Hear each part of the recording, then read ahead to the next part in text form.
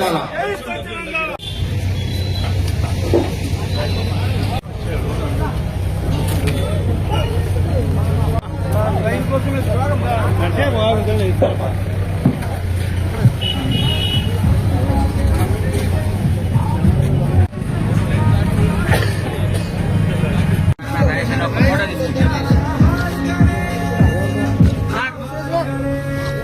శ్రవణ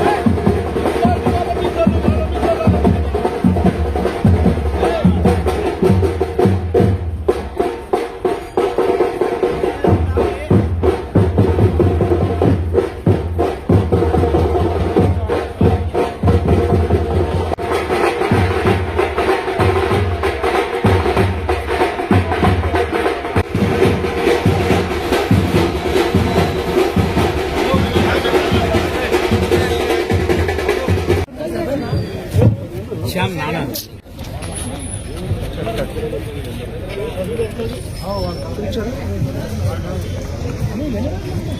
okay okay sir గురి sir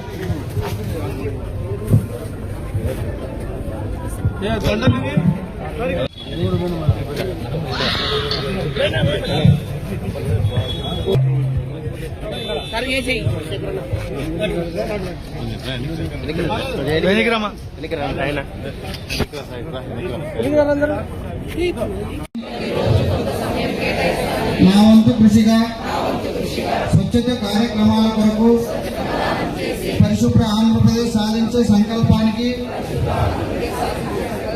కట్టుబడి ఉంటానని, సంపూర్ణ పారిశుద్ధ్యం కొరకు, బహిరంగ మలమూత్ర విసర్జన నుండి విముక్తి కొరకు విధిగా గృహ మరియు అవగాహన కల్పించే దిశగా ప్రయత్ని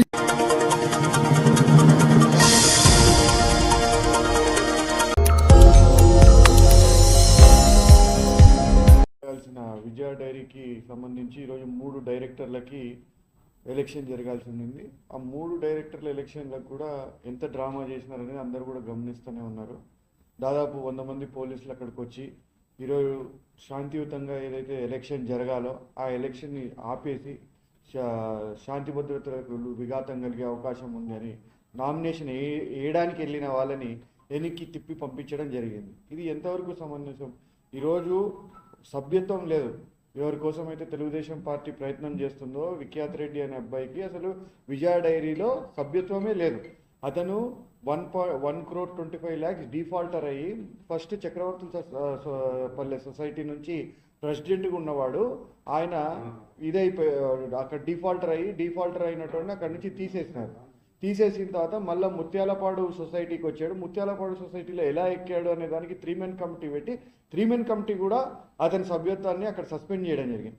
చేసిన వ్యక్తి కోసము ఈరోజు ఎటువంటి మెంబర్షిప్, ఎటువంటి అర్హత లేని వ్యక్తిని ఈరోజు అతన్ని తీసుకొచ్చి విజయ డైరీకి చైర్మన్ చేయాలని చెప్పేసి ఇన్ని పన్నాగాలు పన్నుతున్నారు. నేను ఒకటే చెప్తున్నా, నిజంగా మీరు న్యాయబద్ధంగా చేయాలనుకుంటే ముందు 1.25 crore 1,20,00,000 ఎంతో విజయ డైరీకి అయితే మీరు అప్పు ఉన్నారో అక్కడ అప్పు చెల్లించండి. ఆ అప్పు చెల్లించి దానిలో ప్రాసెస్ ఉంది. ప్రాసెస్ ప్రకారం మీరు వచ్చి సొసైటీలో ఎక్కి సొసైటీలో 2 years పనిచేసి పాలు పోసి దాని తర్వాత ప్రెసిడెంట్ అయ్యి దాని తర్వాత మీరు డైరెక్టర్ ఎలక్షన్కి ఎలిజిబుల్ అవుతారు. అప్పుడు డైరెక్టర్కి పోటీ చేయండి. అంతేగాని ఇట్లా మాకు అధికారం ఉంది, మా ప్రభుత్వం ఉంది కాబట్టి మేము ఏమనుకుంటే అది జరగాల అనుకుంటే అది చాలా తప్పు. ఎవరు చూస్తా ఊరుకోరు. దానికి ఎంత దూరమైనా పోరాడతాము, ఎంత దూరమైనా ఆ డైరీని నిలబెట్టినాము. ఈ 5 ఏళ్లలో 26 ఏళ్ళు మేము ఉన్నాం. 26 ఏళ్లలో ₹1 ఎవరికన్నా బోనస్ ఇచ్చినట్టు కానీ, ₹1 ఏ రైతు కన్నా ఇన్సెంటివ్ ఇచ్చినట్టు కానీ చూపియండి. 26 ఏళ్లలో ₹1 ఇలా. ఆఖరికి 2012లోనో 9లోనో ఎప్పుడో వీళ్ళు ఒక సొంత డైరీ తెరుచుకుంటే ఆ డైరీకి ₹1,20,00,000 దాని నుంచి లోన్ తీసుకొచ్చి ఆ డైరీ క్లోజ్ అయిపోయే పరిస్థితుల్లో మళ్ళీ మా గవర్నమెంట్ వచ్చిన తర్వాత వైఎస్ఆర్సీపీ గవర్నమెంట్ వచ్చిన తర్వాత మేము దాన్ని టేక్ ఓవర్ చేసిన తర్వాత ఈరోజు లాభాల బాటలోకి తీసుకొచ్చి రైతులకి ఇన్సెంటివ్స్ ఇవ్వడం ఏంటి, వర్కర్స్కి బోనస్లు ఇవ్వడం ఏంటి, ప్రతి ఒక్క కార్యక్రమం మేము చేసుకుంటూ వస్తున్నాము. ఈరోజు ఏవో ల్యాండ్స్ విజయ డైరీ చైర్మన్ పేరు చూపియండి, ఆన్లైన్లో చూస్తే తెలిసిపోద్ది కదా, మీరు ఆన్లైన్లో చూస్తే తెలిసిపోతుంది కదా. ఏమనంటే గవర్నమెంట్ ఉంది ఎంక్వైరీ, 2 ఎంక్వైరీలు వేశారు, ఏమైంది ఎంక్వైరీలు ఏం తేలింది, ఎటువంటి తప్పు చేయలేదని తేలింది. ఈరోజు కేవలం బుల్డోజింగ్ చేసుకొని గవర్నమెంట్ ఉందని చెప్పి ఇట్లాంటి పనులు చేయడానికి ప్రయత్నం చేస్తే ఇది పద్ధతి కాదు. ఈరోజు చంద్రబాబు నాయుడు గారు ప్రజాస్వామ్యం అంటే నాకు పెద్ద నమ్మకం ఉంది అది ఇది అని చెప్పుకుంటే ఇలాంటి డిక్టేటర్షిప్ పద్ధతుల్ని ఇక్కడ అవలంబిస్తున్నారు నంద్యాలలో. ఒకసారి చూడండి, కేవలం ఈరోజు ఈ ఎలక్షన్ ఆగిపోవడానికి కారణం ఏంటి, వాళ్ళకి నామినేషన్ వేసే వాళ్ళు కూడా లేరు. నామినేషన్ వేసే వాళ్ళు కూడా లేకపోతే ఈరోజు ఈ ఎలక్షన్ని ఆపేసినారు. మొన్న పోయిన 2 నెలల క్రితం నవంబర్ 24వ తారీఖున జరిగిన మార్చినేనిపల్లె సొసైటీ ఎలక్షన్లో కూడా చూసినాం. వాళ్ళు అక్కడ ఓటర్ లేడు, ఓటర్ లేకపోతే 24 ఓట్లకి 200 మంది పోలీసు వాళ్ళని తీసుకొచ్చి ఆ ఎలక్షన్ ఆపాలని ప్రయత్నం చేస్తారు. అంటే ఏం చేయాలనుకుంటున్నారు, అంటే ప్రభుత్వం ఉంటే ఏదైనా సాధ్యం అనుకుంటున్నారా? మీకు నిజంగా ప్రజాస్వామ్యకంగా మీకు మీ మీద నమ్మకం ఉంటే మీరు నామినేషన్ వేయండి, మేము వేస్తాం నామినేషన్.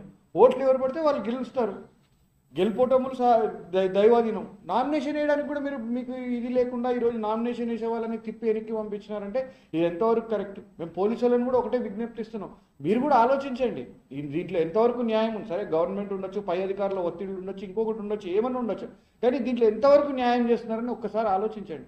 ఈరోజు అక్కడ ఏమన్నా శాంతి భద్రతలకు విఘాతం కలిగే పరిస్థితి ఉండిందా? ఈరోజు నామినేషన్ వేయడానికి వచ్చిన వాళ్ళని మీరు తిప్పి పంపించారు కేవలం ఎందుకంటే టీడీపీకి నామినేషన్ వేసి.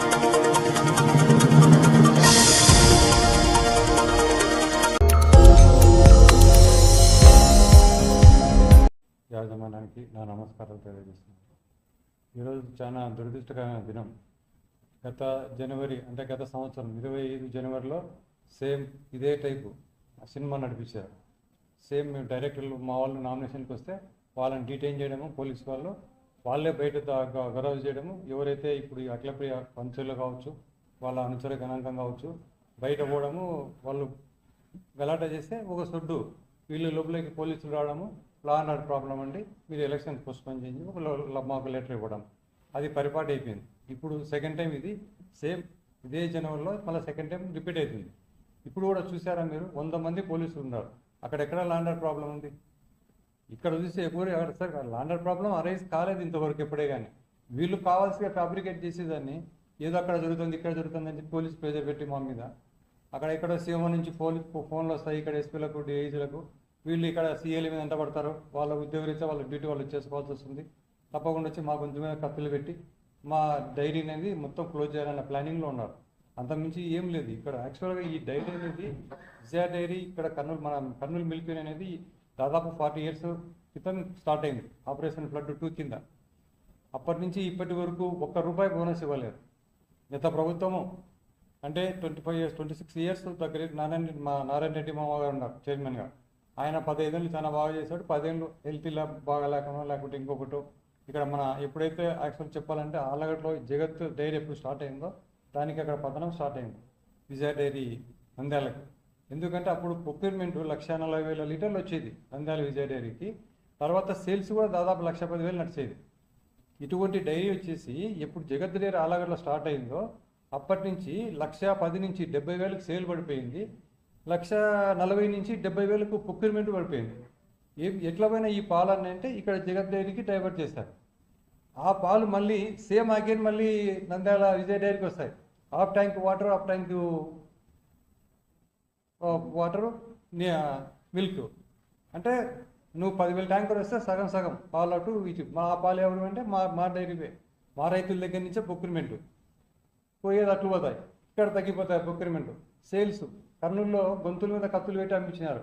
ఏది జగత్ మిల్క్ పోచెస్ కానీ కరడు కానీ ఇది మొత్తం అంతా. మేము ఫస్ట్ చైర్మన్ అయినప్పుడు నాకు ఒక రిక్వెస్ట్ చేశారు ఎవరు మన ఏజెంట్స్. సార్ మీ ఇల్లు మీరు చక్క పెట్టుకోండి సార్ అని చెప్పి నాకు ఒక దండ చేసి వాళ్ళు చెప్పారు. నాకేం అర్థం కాలేదు. ఏంటంటే సార్ మీ దగ్గర పాలు చల్లగా కూల్ ఉండవు, టెంపరేచర్ మెయింటైన్ చేయడం లేదు, పెరుగు ఉండదు, ఏ మిల్క్ ప్రోడక్ట్ కానీ మేము తీసుకుపోయినా జస్ట్ ఒక 2-3 అవర్స్లో చెడిపోతున్నాయి, మాకు చాలా లాస్ వస్తుంది. ఇక్కడికి వచ్చి అడిగితే ఎవరు అసలు పలకరించే వాళ్ళు లేరు, పట్టించుకునే వాళ్ళు లేరు. దయచేసి కోల్డ్ చైన్ కొద్దిగా డెవలప్ చేయండి సార్ అంటే అప్పటి నుంచి మేము మొత్తం డెవలప్ చేసుకుంటూ వస్తే ఈరోజు ఆ 70,000 నుంచి 1,10,000కి వచ్చాం. కొత్తది కార్డు ప్లాంట్ కూడా పెట్టాం 6 కోట్లు పెట్టి. ఇలా లాస్ట్ ఇయర్లో స్టార్ట్ అయింది. మేము దాన్ని ప్రోగ్రెస్గా డెవలప్ చేసుకొని పోదామంటే ఈ 1.5 ఇయర్ నుంచి మాకు దరిద్రం పట్టుకుంది. ఆమె ఎప్పుడైతే వచ్చి మా డైరీ కుర్చీలో కూర్చుందో ఆ రోజు మా విజయ డైరీకి మళ్ళీ పాత రోజులు స్టార్ట్ అయినాయి. ఎందుకంటే నేను వచ్చేసరికి 180 కోట్ల టర్న్ ఓవర్ ఉండే ఈ డైరీ ఈరోజు 320 కోట్లకు వచ్చాం. 320 కోట్లలో 50 కోట్లు ప్రాఫిట్ వచ్చింది. టర్న్ ఓవర్ డబల్ అయినా ఆ టర్న్ ఓవర్లో నీకు ప్రాఫిట్ ఎక్కువ ఉంది. నియర్లీ 50 crores ప్రాఫిట్ అంటే చిన్న విషయం కాదు అది. దాంట్లోనే ఇంతవరకు 40,000లో ₹1 సింగిల్ ఎన్పి రమ్మనండి అఖిలప్రియ గారిని నా కుర్చీలో కూర్చొని ఛాలెంజ్ చేసింది. ఏమో ఏదేదో మాట్లాడింది, రా చూసుకుందాం, రా తెలుసుకుందాం అని. మేము అంత టోలం కాదు. మేము ఏదంటే ప్రజాస్వామ్యబద్ధంగా ఇట్లా ఇది మీడియా ముందుకు వచ్చో లేకుంటే పెద్దలకు చెప్పుకోనో మొరబెట్టుకొని ఏదో ఆలోచించుకుంటాం.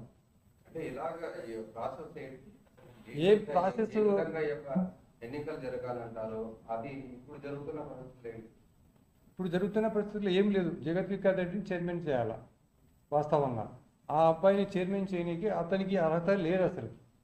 ఈ జగత్ డైరీ అనేది 2 పార్ట్నర్స్ ఉన్నారు. వర్కింగ్ పార్ట్నర్ వచ్చేసి జగత్ వికాస్ రెడ్డి, మేనేజింగ్ పార్ట్నర్ వచ్చి అఖిలప్రియ గారు.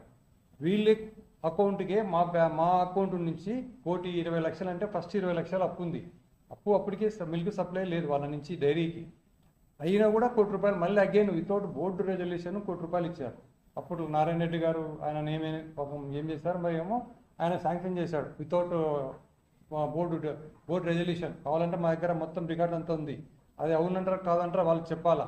ఆ అకౌంట్ మీదే కాదా, ఆ అఖిలప్రియ మీరా కాదా, ఆ జగత్ రెడ్డి మీరా కాదా, ఆ డైరీకి మీకు సంబంధం లేదా, మీరు మాకు డబ్బులు వాస్తవమా కాదా అప్పు అనేది. ఇటువంటి టైంలో అతను ఇటువంటి పరిస్థితులలో ఎలిజిబిలిటీ లేదు. దయచేసి నేను మీ టీడీపీ ప్రభుత్వాన్ని కూడా ఒకటే విజ్ఞప్తి చేస్తున్నా, కొంచెం విజ్ఞతతో ఆలోచించండి.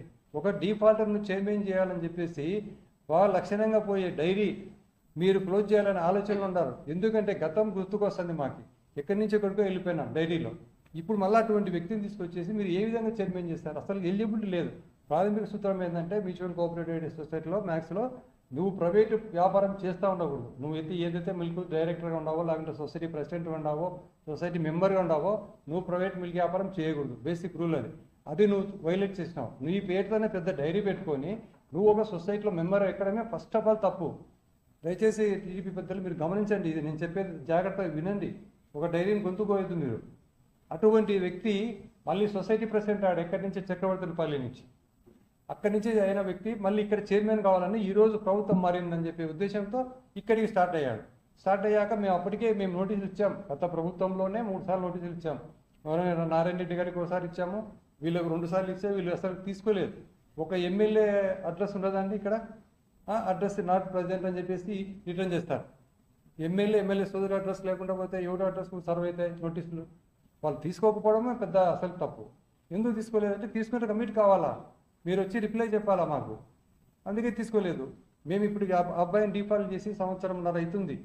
ఇప్పుడు లాస్ట్ ఇయర్ అక్టోబర్లోనో నవంబర్లో డిఫాల్ట్ అయ్యా.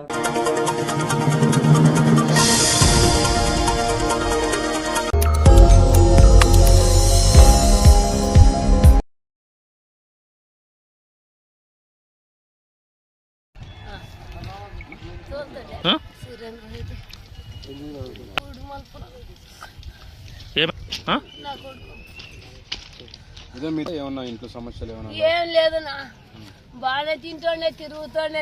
ఒక పిల్లాడు ఉండే మాకు సాకుండే పిల్లాడని, వాడు పాలు మాసం చచ్చిపోయి పారేసిన అన్నమే తినకుంటున్నాడు ఇంట్లో.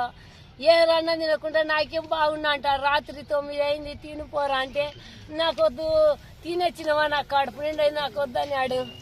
అంతే అంతే పొద్దున్న పనికి వచ్చినాను. అంతే చూడన్నా చచ్చిపోయినాడు నా కొడుకు. అంతేనా, నా కొడుకు చచ్చిపోయినాడు. అసలు ఏం అట్లాంటి పద్ధతి లేదన్న వాడికి, ఏం లేదన్నా. అసలు బాగుండాడు నా వాడు, ఏం లేనా. బాగుండే పిల్లడు అటు అయిపోయినాడు. నన్ను ఎలా అనవటను వారేసి బాగా కనుమ చుట్టుకుంది నా అనవట తొలకపోయినాడు.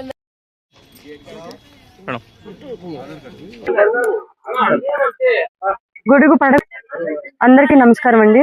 మాకు నంద్యాల SS నుంచి ఒక డెత్ మెసేజ్ రావడం జరిగింది. నియర్ నూనెపల్లి బ్రిడ్జ్ దగ్గర. మేము RPF, మేము GRP వాళ్ళం సీన్ ఆఫ్ అఫెన్స్ కి చేరుకున్న తర్వాత ఇతని పాకెట్ లో సెల్ ఫోన్ ఉంది. డిసీజ్ యొక్క పాకెట్ లో సెల్ ఫోన్ ఉంది. ఆ సెల్ ఫోన్ ఆధారంగా వాళ్ళకి ఇంటిమేషన్ ఇస్తే వాళ్ళ పేరెంట్స్ వాళ్ళ బ్రదర్ వచ్చి ఐడెంటిఫై చేశారు. మృతుని పేరు కేశవరెడ్డి సురేందర్ రెడ్డి. అతని వయసు 23 సంవత్సరాలు. వాళ్ళ పేరెంట్స్ వ్యవసాయం చేస్తూ ఉంటారు. ఇది వ్యవసాయ కూలీలు. ఇతను పెద్దవాడు. చనిపోయిన వ్యక్తి యొక్క సన్నిహిత మామ సుమారు 1 నెల క్రితం టీబీ వ్యాధితో మరణించారు. అతనికి చనిపోయిన వ్యక్తి ఇతను చాలా క్లోజ్ గా ఉండటం వల్ల అదే సిచ్యువేషన్ గుర్తుపెట్టుకొని ఇతను మానసిక ఒత్తిడికి గురైనట్టు వీళ్ళ పేరెంట్స్ చెప్తున్నారు. సుమారు వారం రోజుల క్రితం నుంచి డిప్రెషన్ లో బాగా ఉంటే వాళ్ళ మదరు ఎందుకు ఇంత డిప్రెషన్ గా ఉన్నావు, ఇక్కడ మన ఇంటి దేవత కొత్తూరు సుబ్రహ్మణ్యం దగ్గరికి వెళ్దాము, డిప్రెషన్ ఉండకు, నీకు ఎటువంటి బాధలు లేవు అని చెప్పారు. అయినప్పటికీ పేరెంట్స్ తో వాళ్ళ తమ్ముడితో ఎటువంటి బాధను షేర్ చేసుకోకుండా ఈ రోజు ఇక్కడ నూనెపల్లి బ్రిడ్జ్ దగ్గరకు వచ్చి ఒక గుర్తు తెలియని రైలు బండి కింద పడి ఆత్మహత్య చేసుకున్నాడు. ఇంకా దర్యాప్తులో రిమైనింగ్ విషయాలు తెలియజేస్తాను.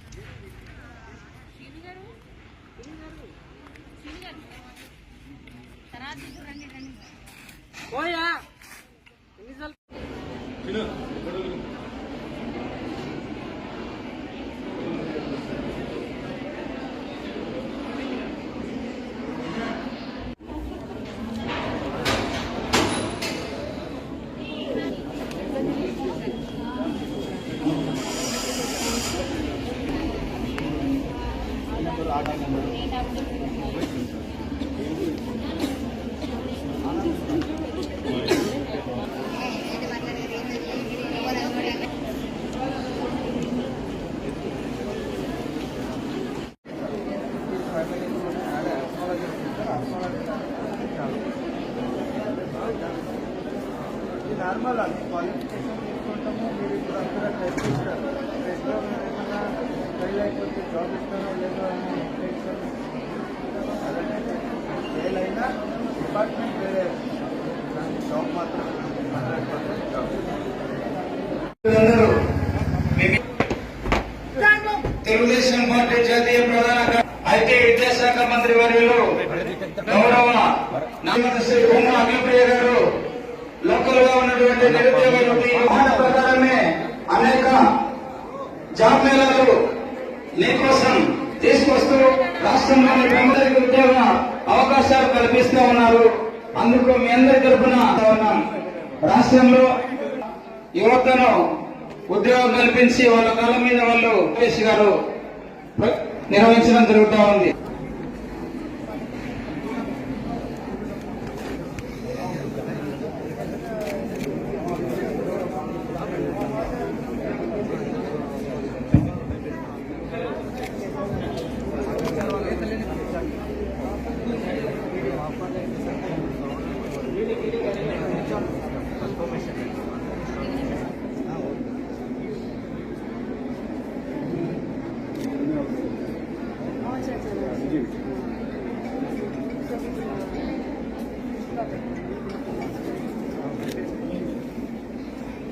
Supported of women empowerment. Come to the class.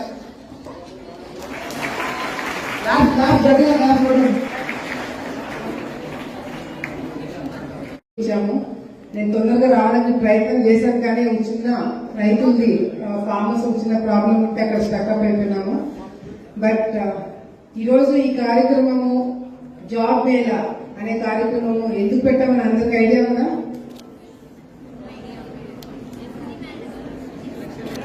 ఎందుకు పెట్టమలేదు కదా? కరెక్ట్.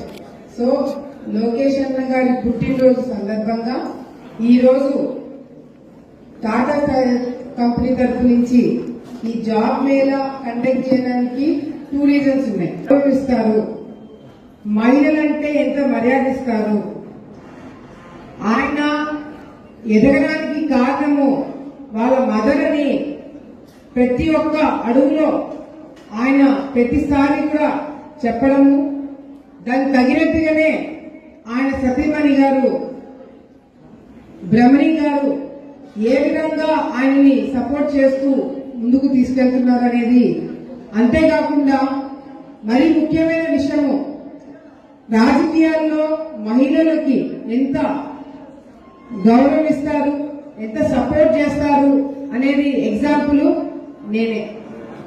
మా ఫాదర్ చనిపోయిన తర్వాత లోకేష్ అన్న గారు సపోర్ట్ లేకపోయి ఉంటే నేను ఈ స్థాయికి వచ్చేదాన్ని కాదు. లోకేష్ అన్న గారు, చంద్రబాబు నాయుడు గారు ఇద్దరు మా ఫాదర్ చనిపోయిన తర్వాత అసెంబ్లీలో నేను మాట్లాడిన తర్వాత ఒకటే మాట చెప్పినారు. చంద్రబాబు నాయుడు గారు చెప్పిన మాట, భూమా అఖిలప్రియ తండ్రిని తల్లిని ఇద్దరిని కళ్ళ ముందరే చనిపోవడం చూస్తున్నారు. ఆమెకి ఆమె కుటుంబంకి ఇబ్బంది లేకుండా నా సొంత కూతురులాగా చూసుకుంటామని చంద్రబాబు నాయుడు గారు ఆ రోజు నాకు మాట ఇవ్వడం జరిగింది. దానికి తగినట్టుగానే నేను ఎలక్షన్స్ లో ఓడిపోయిన తర్వాత ఆ 5 years నా మీద కేసులు పెట్టారు, నన్ను జైలుకు పంపించినారు. ఎన్నో ఇబ్బందులు, ఎన్నో కేసులు, కార్యకర్తలను ఇబ్బంది పెట్టినారు. ఇంకా రాజకీయాల మీద అసహ్యం పుట్టే టైంలో నన్ను ఎంకరేజ్ చేసిన వ్యక్తి లోకేష్ అన్న గారు. ఇప్పుడు ఉన్న పరిస్థితులలో ఆలగడ్డకి నువ్వు చాలా అవసరము, ఆలగడ్డకి ఒక మహిళ నాయకత్వము అవసరం అని చెప్పి నన్ను ముందుకు నడిపించి, నన్ను ఎంతో మంది ఇబ్బందులు పెట్టాలని చూసినా కూడా నా చెయ్యి పట్టుకొని నన్ను ముందుకు నడిపించిన వ్యక్తి లోకేష్ అన్న గారు. ఎంతో మంది వెళ్ళి ఒక చిన్న ఎగ్జాంపుల్ చెప్తా మీకు. పాదయాత్ర లోకేష్ అన్న గారు చేశారు, మీ అందరికి ఐడియా ఉంది కదా. మొత్తం రాష్ట్రం అంతా కూడా ఆయన పాదయాత్ర చేసినప్పుడు మన జిల్లాకు వచ్చినారు. ఉమ్మడి కర్నూలు జిల్లా మొత్తము ఆయనతో పాటు నేను 33 రోజులు పాదయాత్ర చేసిన.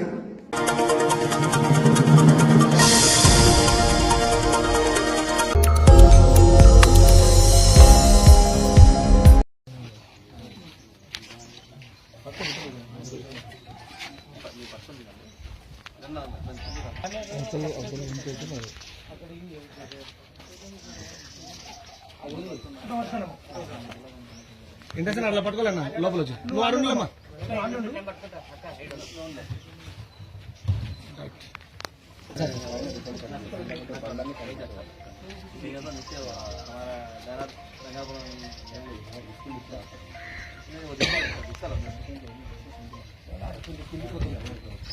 అందరికీ నమస్కారం అండి.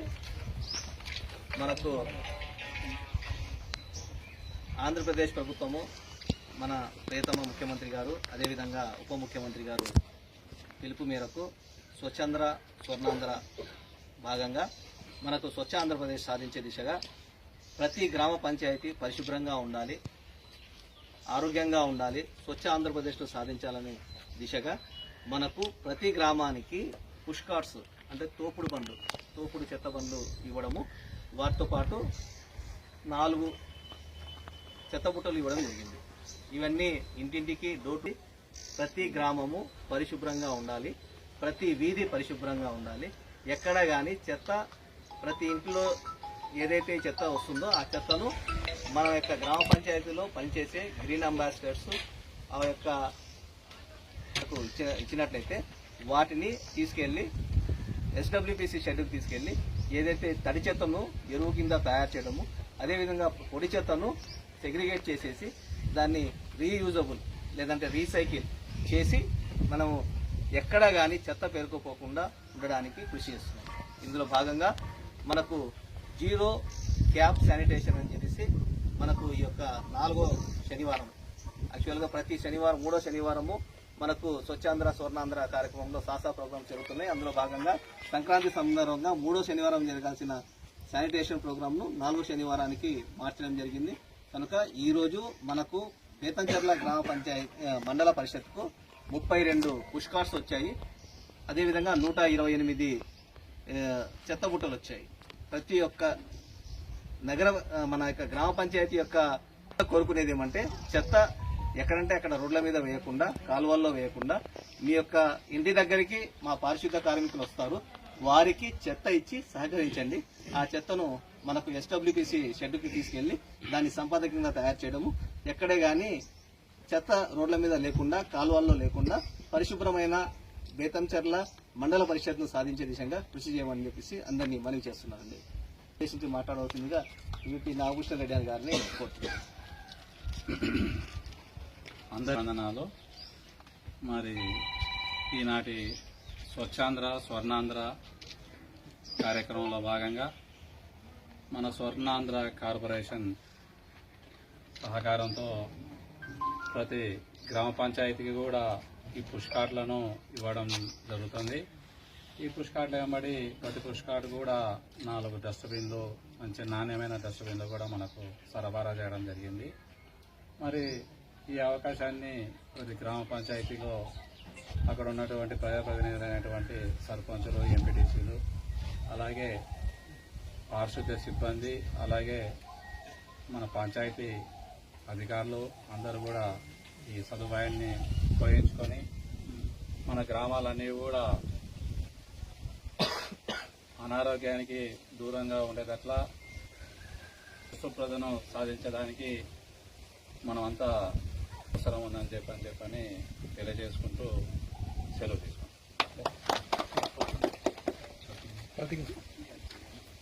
ఆంధ్ర ప్రతిజ్ఞ. నేను నా పరిసరాల పరిశుభ్రత కొరకు ప్రతిరోజు కొంత సమయం కేటాయిస్తానని నా వంతు కృషిగా స్వచ్ఛత కార్యక్రమాల కొరకు శ్రమదానం చేసి పరిశుభ్ర ఆంధ్రప్రదేశ్ సాధించే సంకల్పానికి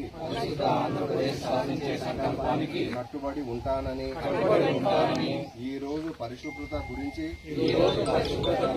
నేను వేసిన ఈ ముందడుగు ఆంధ్రప్రదేశ్ రాష్ట్రాన్ని శుభ్రపరచడంలో సహాయం చేస్తుందని నమ్ముతూ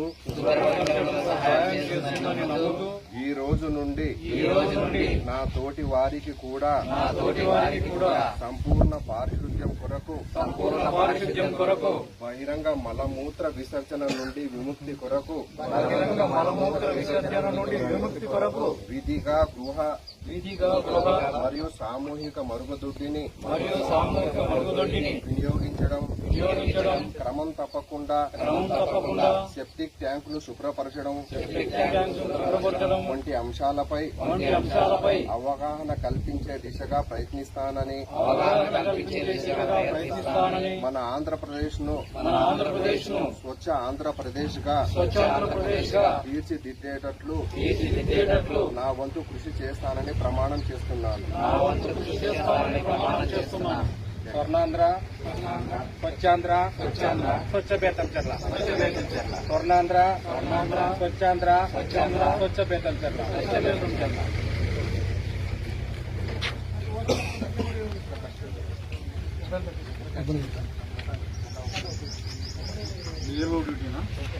క్రాస్ होगी कड़के पे क्रास होगी करते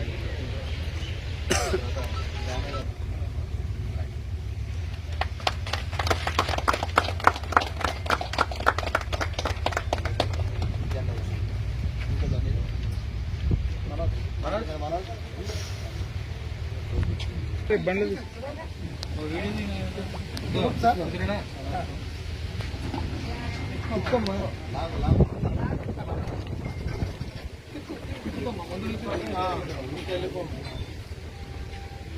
బ్యానర్ తీసేయండి.